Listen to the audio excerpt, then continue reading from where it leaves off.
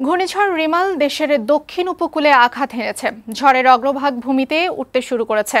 কেন্দ্রসহ গোটা ঝড় দেশের উপর দিয়ে অতিক্রম করবে সন্ধ্যা রাত জুড়ে।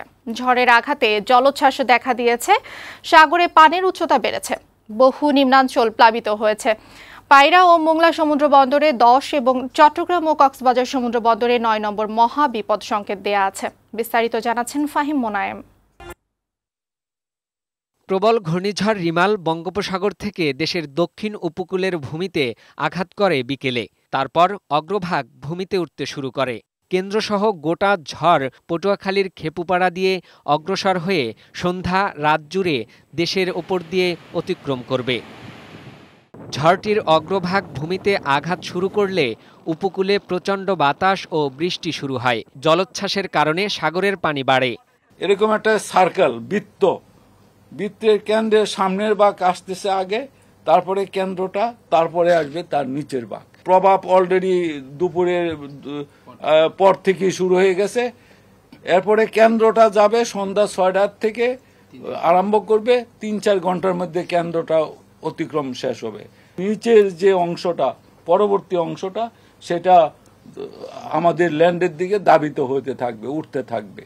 সেই অবস্থায় বাতাস হবে, বৃষ্টি হবে, জোরো হাওয়া হবে, জলোচ্ছ্বাস হবে। ঘূর্ণিঝড় রিমালের ক্ষয়ক্ষতি এড়াতে পায়রা ও মংলা সমুদ্রবন্দরে 10 নম্বর এবং চট্টগ্রাম ও কক্সবাজার সমুদ্রবন্দরে 9 নম্বর মহাবিপদ সংকেত দেয়া হয়েছে।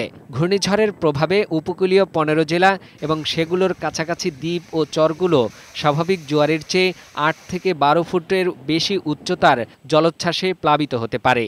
জলোচ্ছ্বাস, ভারী বর্ষণ এবং সেই সাথে দমকা থেকে জোরো হাওয়া, 3টা অংশ একই সাথে কার্যক্রম চলবে।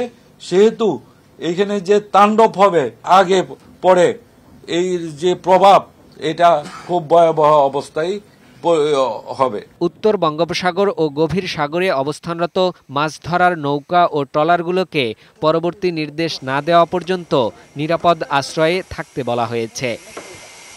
অতি বৃষ্টির প্রভাবে কক্সবাজার, বান্দরবান, রাঙামাটি, খাগড়াছড়ি ও চট্টগ্রামের পাহাড়ি অঞ্চলের কোথাও কোথাও ভূমিধস হওয়ার সতর্কতাও আছে। ফাহিম মোনায়েম, বৈশাখী সংবাদ, ঢাকা।